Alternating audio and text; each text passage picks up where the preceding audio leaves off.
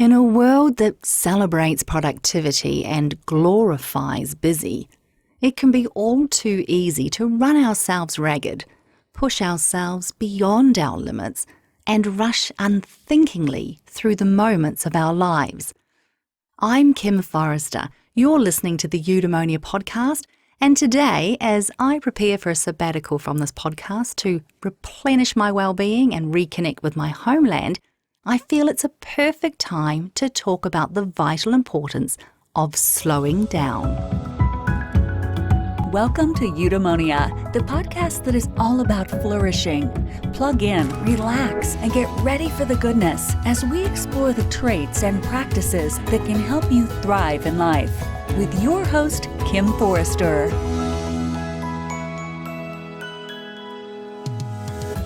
Honoré is an award-winning writer, broadcaster and TED speaker. Carl is the voice of the global slow movement and author of several international bestsellers, including In Praise of Slow, The Slow Fix, and his latest title, Bolder, Making the Most of Our Longer Lives. Carl's counterintuitive message is simple but game-changing. To thrive in a fast world, you have to slow down. It's my absolute delight to be connecting with Carl today to discuss the art of slow living and to explore how our lives can flourish when we get out of the fast lane, put on the brakes, and enjoy life at its most fulfilling, most authentic pace. Carl Honoré, welcome to the Eudaemonia podcast. It's such a delight to have you here with me here today. Thank you so much. I'm thrilled to be with you. Carl, you are one of the main voices of the slow movement, a huge advocate of the slow movement globally. And you do actually say that the slow movement is not about moving at a snail's pace through life. You actually say it's about balancing the things that require prompt action with the things that we can slow down and savor a little bit more. So how do we know which activities are best taken fast and the activities that are best taken slow? And does the tempo always remain the same for each individual activity? There's a lot to unpack there because there's never a simple answer. I think the way to know if you're in the right mode, right? You're in what I would call slow mode, which is you're moving at the right speed, you're present, you're mindful, you're in the moment, you're doing one thing at a time. You're giving your full attention and energy to whatever that task is. When you're in that place, then I think there's a sense of stuff just falling into place. I mean, I think the flip side is when you're not in that slow mode. That's when you start to feel a kind of physical kind of anxiety or nausea. You feel anxious. You've got one eye on the clock. Also, after the fact, you don't remember things as well because there's an intimate bond between slowness and memory, right? Milan Kundera, the Czech novelist, talked about that when you're moving through things too quickly, nothing sticks, everything is a blur. So it's almost a kind of reverse engineering. It feels good. I mean, but that doesn't really tell you enough, right? There's a good feeling, right? There's a feeling of being in the sweet spot, of being in the zone. That's when you're in slow mode. It's sometimes easier to recognize the flip side, which is when you're not in the zone. So look out for those warning signs, right? That feeling of anxiety, that feeling of rushing the clock, that feeling of dashing to a finish line you never reach, that feeling of not remembering. That's very often a sign that things are not in sync, that you're in the wrong place on the tempo scale. The second part of your question was more specifically about actions. The short answer again is no, there is no universal tempo for every activity. I mean, I think every person is different. Each and every one of us, we have our own metronome, an internal metronome, and that changes with the circumstances and the moments and the seasons and even maybe times in our life, right? Stages of life. So I think there'd be times when you may do activity X, whether it's going for a walk or banging out a company report sometimes you'll do that a little bit more quickly, and that's fine. I think what we want to avoid here, and this is something people often fall into, is believing that there is a universal recipe for slow. There is a constant, perfect tempo that must be reached for every activity. Life is just much more fuzzy and much more messy than that. And I think much more thrilling and interesting as a result, right? It's partly trial and error, it's partly finding your way, and it's partly just kind of feeling the groove. You seem to be alluding to a principle that I adhere to very strongly and I'm always touting, and that is that the sense that we are nature, Carl. We are nature, and therefore we have natural rhythms that we've often overlooked and forgotten in our modern world. And we have a natural tempo for various times of our lives and various activities in our lives. And I think one of the things about reconnecting with the nature that we are is that we become more rooted. We become more rooted in life. We become more rooted into the moments of our lives. Do you think that one consequence of this fast-paced, busy life that we seem to have invited into our society, do you think one of the consequences is that we skip through life a lot more superficially? You know, we're not so deeply rooted. We're not deeply thinking. We're not deeply discussing. We're not connecting deeply and intimately with the people around us. Do you think that's a problem? And have you found a new depth in your life since you started slowing down? Absolutely. I think that's one of the main things that we sacrifice on the altar of speed, hurry, distraction, busyness, whatever you want to call this fast culture, is depth. It's texture, it's layers, it's nuance, it's meaning, right? Because when you get stuck in fast forward, in roadrunner mode, you are just skimming across the surface like a flat stone across a pond, right? You're not actually getting down to the core. That's what slowing down does. You use the metaphor of roots getting down into the earth, the fertile ground upon which all human experience is constructed. You can think of it that way. Slow is about being in that moment, and that allows you to anchor yourself there and to go deep, to get down to the core, to get to the heart of the matter, which is utterly the opposite of what happens when you're stuck in fast forward, right? You end up just ticking boxes. You become a human doing instead of a human being, right? And I think that's another way to think about this fast slow dichotomy, is that a fast mindset, a dash to the finish line lifestyle, is very often about simply getting through. It's about powering through a never-ending list of tasks that you've got to do. Whereas a slow way is more about being. It's about being in each moment, inhabiting it fully, deriving from it all of the joy, learning, color that there is to take from it. And so, yeah, I think in very, very simple terms, slow is deep, fast is shallow. Mm. It's pretty self-evident, Carl, that a slower life is also going to be great for our relationships, right? By taking time to slow down, we can be more present with others. We can connect more deeply and authentically with others.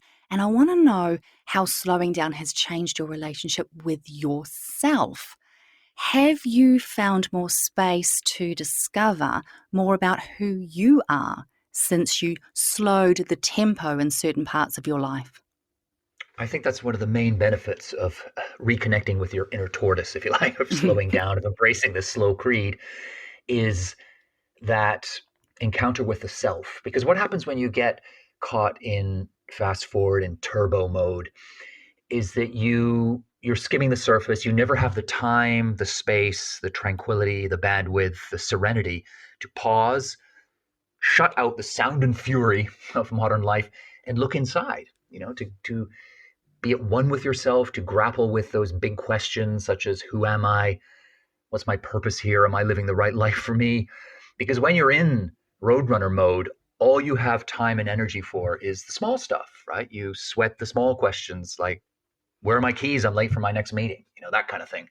And very often what happens when people get stuck in that fast way of being is it becomes a self-fulfilling prophecy or a self-reinforcing loop.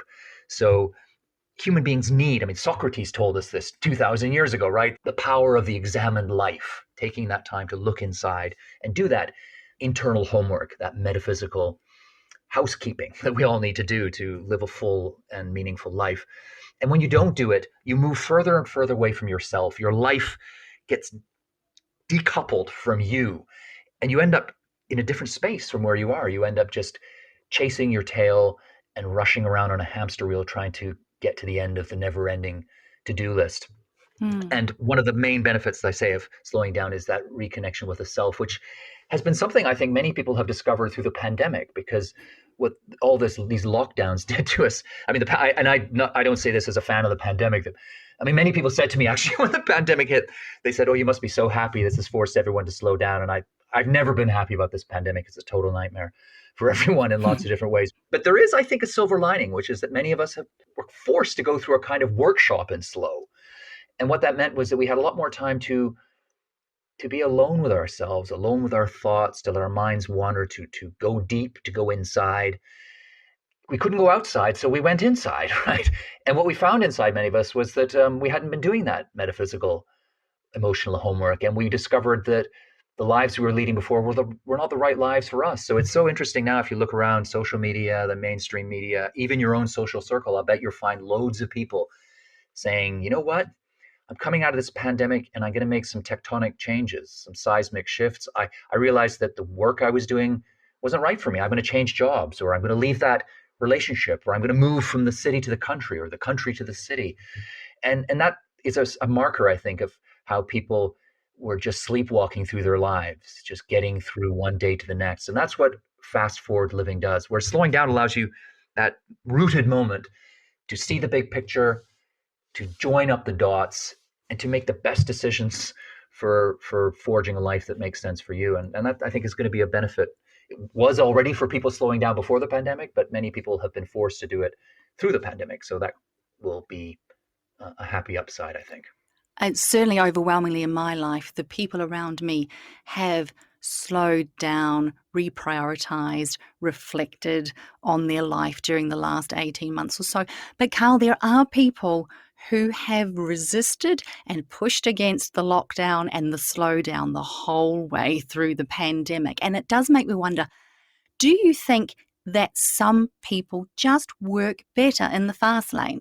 Right? They might not be particularly deep thinkers. They might not feel comfortable going within to that kind of depth. They might feel restricted or uninspired if there isn't this forward momentum.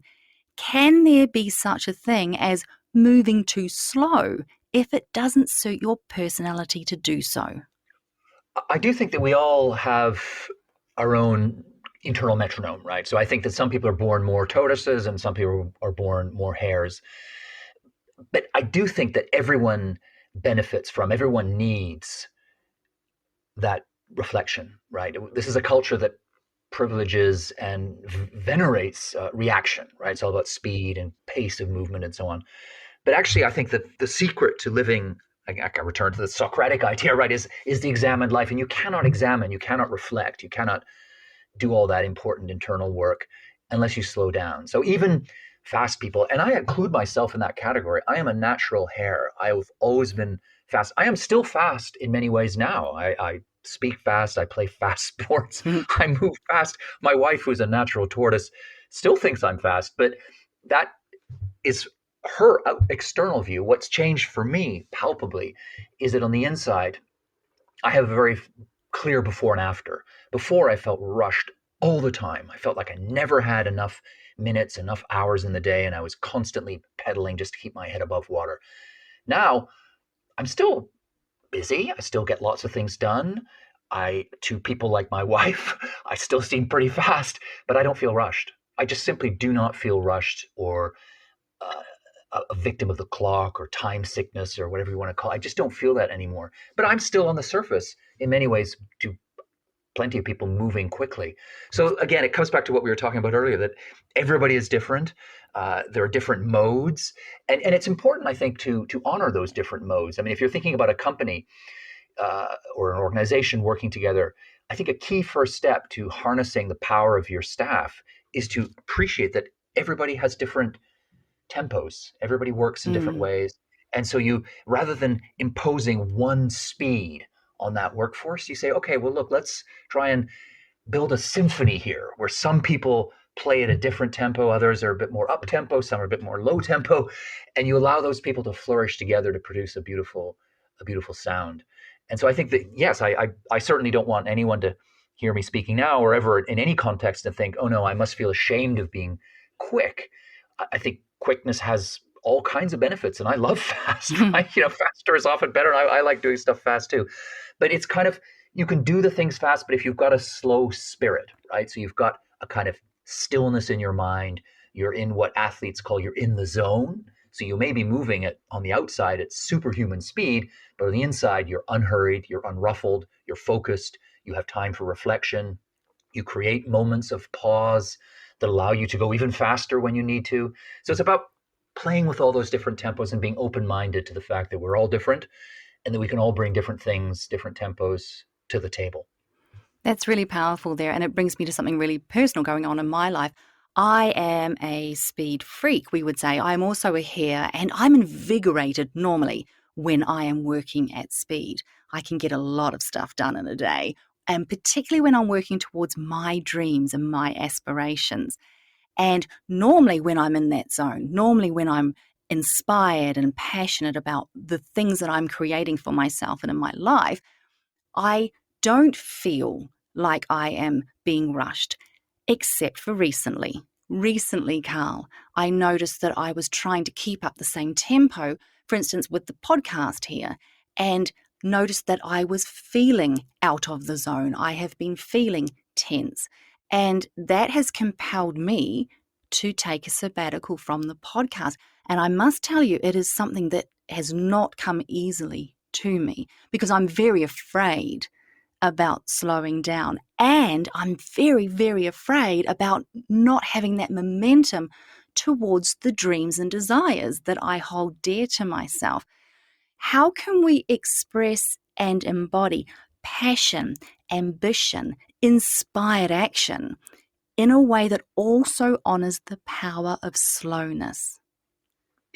Bravo you, because I think in your question lies the answer, right? The fact that you very wisely noted that you were someone who could, knock things out of the park, get all kinds of stuff done, and you felt good with it, right? You felt you were in the zone until you weren't, right? And I think that's what happens is that people reach the point when they aren't anymore, but they just power on, they power through, they ignore the symptoms, they ignore the signals that our body sends us, that our minds and emotions sends us, that people around us send us. We get into that tunnel vision mode and think, well, it was working for me before. I was chasing my life dream, my passion. This is what defines me. This has worked up until now. I'm going to double down on it. And that's often where things end in tears. You're doing exactly the right thing there, which is honoring, respecting those signals, those warning signs, and pushing pause and saying, you know what? It makes sense to stop. But all the greatest athletes will tell you this as well, right? That there are times when you've got to get down there and invest a Herculean Olympic effort in your training, in your performance in the stadium.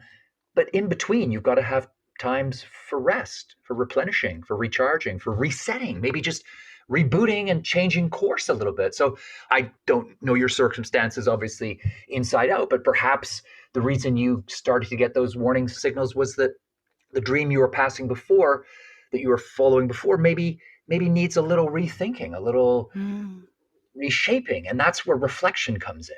This is such wise guidance from you, Carl. I appreciate it. But I think rushing towards our dreams and our desires is only one way that we sort of engage in fast, to our detriment.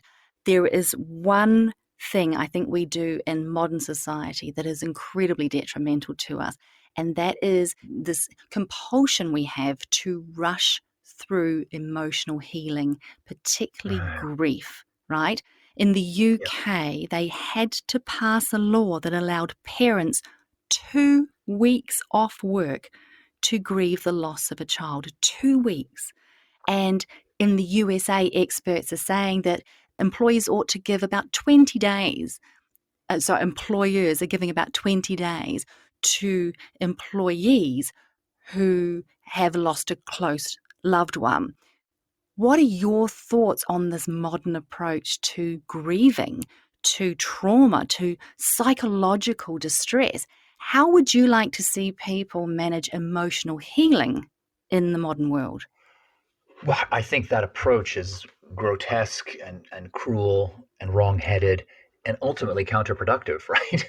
Because human beings are not algorithms, right? We're not machines. We're far more complex and we bring a lot more to the party as a result of that.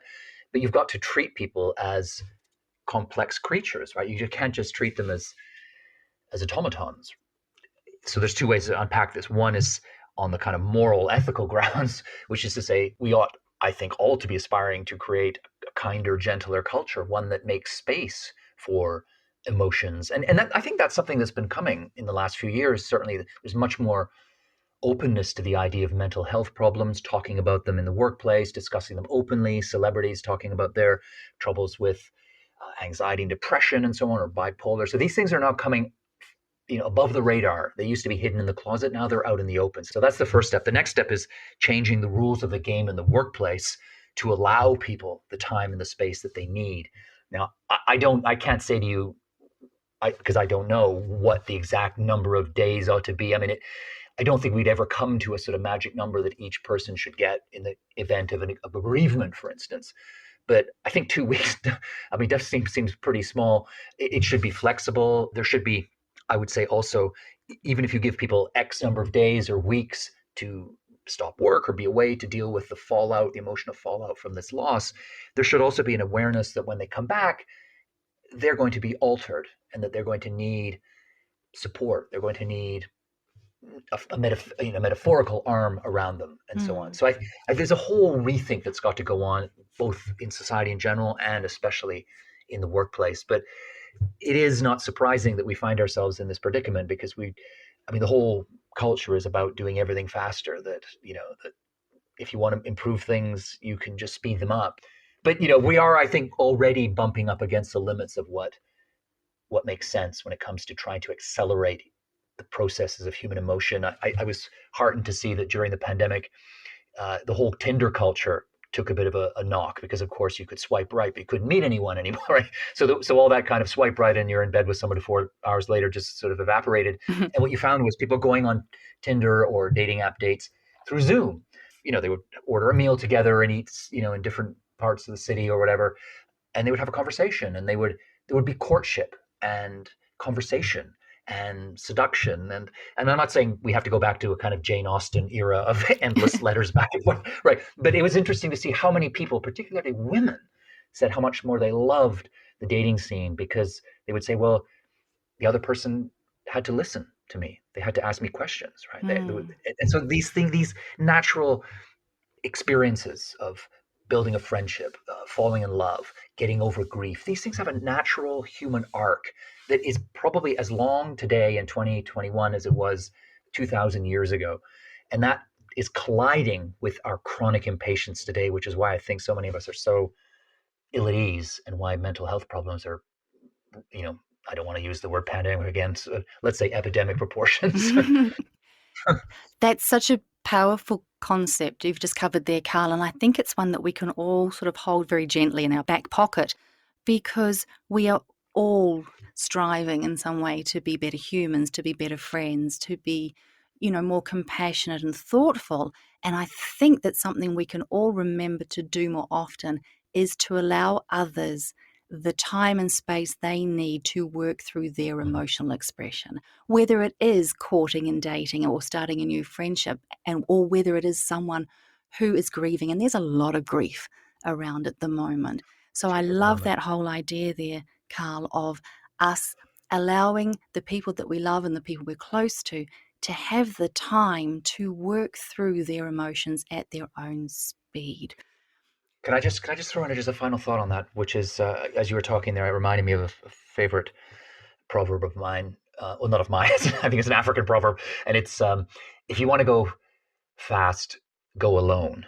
If you want to go far, go together. I think that's a nice reminder that slowing down is, people often come to it through a self-improvement. How am I going to be my best version of myself, live my best life and so on. But that's only part of the equation, right? It's really what speed does. The speedaholic culture is it dehumanizes us. What slowing down does is it rehumanizes us. And a big part of that is reconnecting us to other people, their emotions, their needs, being aware of what other people, being of service and all of that. Yeah. These things all fit together.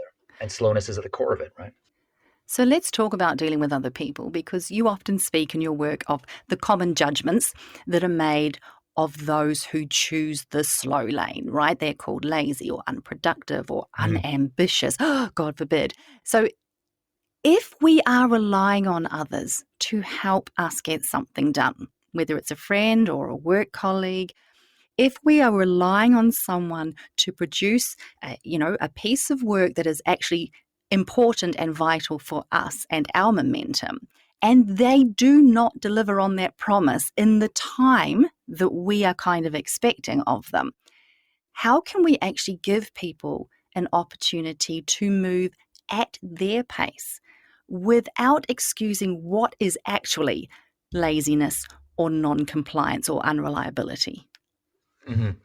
Well, depending on the circumstances, but if we're talking about the workplace, then deadlines are very important, right? Very important. So people, again, I think this comes back to the taboo against slow, that people often think that, as you say, slow is lazy, it's slacker, it's missing deadlines. No, it's none of the above. And I never miss a deadline, right? I always hit my deadlines, and I expect the people I work with to do it as well. There's nothing unslow or cruel or wrong about that. I think the starting point needs to be, when you're working with anyone, if there's a very important deadline, then it's very important that everybody meet it. So that's the first step. The second then is, how do we get from where we are now to that deadline? And that's where more conversations and more openness can happen, because people will want to, or will thrive in that space between now and the deadline differently, depending on their working patterns, depending on their pace, their tempo. So in any kind of relationship, whether it's a one-on-one in the workplace or a team, it's so important to start off the very beginning, laying down, okay, this deadline it's rock solid, right? This is super important. We hit it. But between now and then, we're going to give you, or the other person, the responsibility, the freedom to choose how you use the time to get to that deadline. So I guess a lot of workplace corporate culture for much of the 20th century was about command and control, right? It was sort of hierarchical. It was telling people, do this, do that, do the other.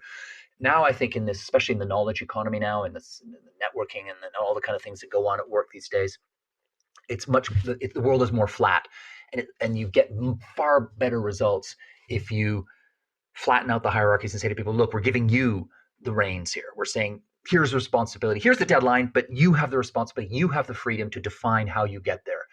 And I think that just flipping that equation around can make a huge difference in teams and one-on-one relationships. Is just making that super clear up front. The deadline, non-negotiable, very important. But up until then, everything's on the table, right? And I think that just gives the people you're working with that confidence and certainty in their own selves to forge the right tempo in that moment for them. Let's talk about finding solutions. One of your books is called The Slow Fix. It was fascinating. When we're in a challenging or distressful situation, in our personal lives, say, it seems like really natural to kind of hurry towards a solution. I don't want to be feeling uncertain. I don't want to be feeling challenged or distressed. So I'm going to rush towards finding a solution. In your view, though, can it benefit us to adopt a wait and see approach sometimes? Is it beneficial for us to sit in the discomfort of a problem for longer than we would choose to do so, rather than rushing at any and or every solution we see? Very much so. And this, of course, is a quick fix culture. And the truth is that quick fixes never really work, do they? I mean, you can't mend a broken relationship with a box of chocolates. You can't end a global pandemic with a couple of vaccines, right? These things are endlessly more complex. And it's so true what you say there, that we flee because earlier on you were talking about speed being driven by we're rushing towards our dreams. We're rushing towards this luminous golden future. But often what we're doing when we're rushing is we're rushing away from something. We're rushing away from our own insecurities. We're rushing away from uncertainty. The word you use there is so key, because this is a world where we expect everything to be regimented. The metrics are there. We want it all laid out. We want it, show me the numbers, all that stuff. But actually, most of the good stuff in life is a little bit woolly and uncertain. And actually, it's in the uncertainty that the creativity flourishes. That's where the big ideas can blossom. That's where new departures can come forward. That's where good solutions are created. And if you look at the way the brain works, very often when we get into that fight or flight mode, that sort of high anxiety, high stakes, itchy, oh no, I got to get this done. I got to get this out the door. We go into tunnel vision and we start going for the low hanging fruit. We don't join the dots up as well. We, all these things like confirmation bias and so on, all these people will have heard of, that we just go for the easy, quick fix. And, the quick fix usually doesn't work. You're much better off with a slow fix. So one way to short circuit that tendency, that natural instinct to go for the quick fix is just simply to slow down. Here we are again, to slow down, to take a little bit more time, to say to yourself, okay, I'm going to sit in this uncertainty a little longer and see what comes out of it. Because when you do that, there's research that shows, in fact, that I think one study showed pretty clearly that if people are invited to contemplate a complex problem, a really difficult, thorny problem for 2 minutes, just 2 minutes, right? They are far less likely to go for the easy, quick fix solution. They're far more likely to jump over confirmation bias and all those other biases that are hardwired into the brain to find a more useful, more workable, maybe more complex, but ultimately better solution. And that's 2 minutes, right? It's not like you've got to sit in that uncertainty for 2 years or 2 weeks or even 2 days, maybe not even 2 hours. Sometimes a small injection of slowness, in this case, a couple of minutes, can make a big difference to the way your brain, it'll just shift it into a different angle, tilt it from a different way, and you come up with a better solution. So yeah, embrace the uncertainty, embrace the friction. Silicon Valley is constantly telling us, everything's got to be frictionless. But actually, friction is often what creates heat, right? It creates light. You sometimes do need a bit of friction, a bit of discomfort, and then even boredom, right? We're all terrified of boredom nowadays, but we know the research shows very clearly that when people are bored, that restlessness, the wanting to escape from the boredom, that fires up your creative juices and you come up with new solutions, new ways of doing things. So sit with the uncertainty, take a little bit more time, and you will get better results. Carl, I am so regretful that we're up to the final question, but here we are. And this final question is one I ask every guest on the Eudaemonia podcast. Can you offer a morning reminder? So this may be a practice, a mantra, an affirmation, something that can help us all slow the heck down as we begin each day. I think every day you should start in the morning, and wherever you are, get up, get out of the house and go outside. Just be outside in the sun for, a minute or two. We know that being in nature is the ultimate balm. It slows us down physically, mentally. It's a wonderful, soothing experience. Sunlight, all these things, it's just right there. It's all around us. Yet, how often do we go? How often do we go out the door and we don't go out until we've already gone through our stressful breakfast and so on? Just first thing you do when you get in the morning, go outside for a couple of minutes. Just be outside, and then come back in again. And I think you'll find that sets a slow tone for the day. Wow. Connecting back with that natural part of ourselves again, perhaps that natural rhythm. Mm-hmm. Carl Honoré, you are the voice of the global slow movement. You've done wonderful work in that space, bringing that information and those concepts to the world. You've got some incredible books. If my listeners want to learn more about how to slow down and how to solve problems more slowly and more effectively, how to grow older and bolder and make better use of the longer lives that we have, where can people find out more about you? That's easy. It's one link. It's just my full name, carlhonoré.info. So carlhonoré.info, and you will find everything you wanted to know about me and my work, far more than you'd ever want to know probably, in one place. All there, workbooks, books, videos, online courses, everything to help you find your inner tortoise. Well, they say that time flies when you're having fun, and I am so sad that the interview is already over. I thoroughly enjoyed your books. They were very thoughtful, insightful, and I did take away quite a few sort of insights and tuck them in the back of the brain there. Obviously compelled me to take a sabbatical. Thank you, Carl Honoré, for gifting me with your presence here today on the Eudaemonia podcast. Thank you. It's been a treat. It's been a gift from start to finish. As the American comedian Eddie Cantor once advised, slow down and enjoy life. It's not only the scenery you miss by going too fast, you also miss the sense of where you are going and why. You've been listening to the Eudaemonia podcast. I'll be offline for the next several months as I travel to Aotearoa, New Zealand to settle my daughter into university, reconnect with my family and replenish my soul.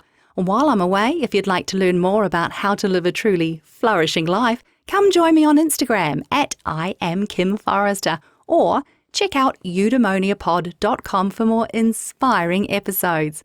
I'm Kim Forrester. Until next time, be well, be kind to yourself, and take the time to slow down.